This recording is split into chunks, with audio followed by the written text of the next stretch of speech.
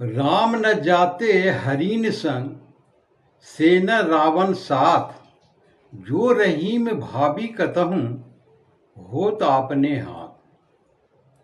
कहते हैं यदि होनहार अर्थात होनी को करें, नियति को करें, यदि अपने हाथ में होते तो कोई भी व्यक्ति जो चाहता वही होता, क्योंकि सब कुछ उसके हाथ में है।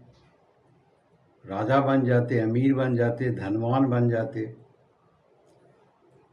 तो होनी नियति जो होने को होते हैं वो अवश्य ही होंगे, क्योंकि जब इंसान के साथ नियति कुछ अच्छी नहीं होती है, होनी कुछ अच्छे नहीं होते हैं, होने को, घटित होने को, तो इंसान का मति भ्रम हो जाता है। जैसे यहाँ पर रहीम जी उदाहरण के तौर पर समझा रहे हैं कि रावण ने सीता हरण किया, ये होनी थी, क्योंकि सोने की हिरण होते नहीं तो मति भ्रम ही हो गए होंगे। सीता ने राम जी को हिरण के पीछे कहीं पकड़ने के लिए भेज दिया, तो इसे मति भ्रम ही कह सकते हैं। क्योंकि यदि इस प्रकार की स्थितियां नहीं होती तो रावण सीता का हरण नहीं करते, राम रावण युद्ध नहीं होते। तो ये नियति थी, ये होनी थी, ये होनहार था।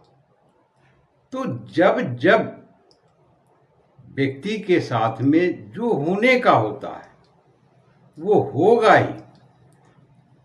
हर व्यक्ति चालाक होता है, हर व्यक्ति जानकार होता है, क्योंकि हो जाने के बाद घटना वो उसका विवेचना करते हैं, उनका निरीक्षण करते हैं कि यहाँ पर ये नहीं करना चाहिए, तो वो जानते हैं फिर वैसा उसने क्यों किया। तो इसी को तो मति भ्रम कहते हैं। तो मति भ्रम हो जाते हैं, जो गलत व्यक्ति के साथ होता है या कुछ दुर्घटना हो, कोई घटना हो, जो भी हो, तो इसे मति भ्रम ही कह सकते हैं, क्योंकि होना है, नियति को यही चाहिए। तो इसलिए उसमें ज़्यादा इंसान को चिंतित नहीं होने चाहिए, ज़्यादा हतोत्साहित न होना चाहिए। रहीम जी इस कविता में यही कह रहे हैं।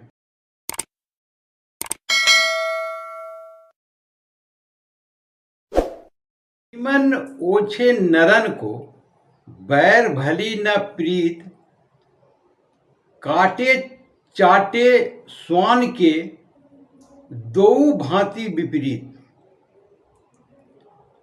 रहीम जी इस कविता में कह रहे हैं कुत्ता काटे अथवा चाटे, दोनों ही अशुभ ही हैं, दोनों ही नुकसानदेही हैं।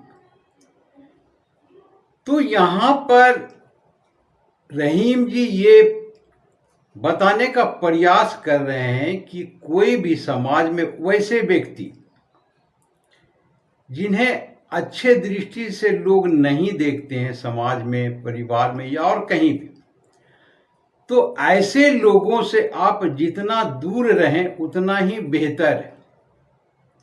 आप ये सोच करके उनके साथ रहते हैं या बात करते हैं कि वो जो भी है, वो जो भी करता है वो अपना करता है, उससे बात करने से क्या।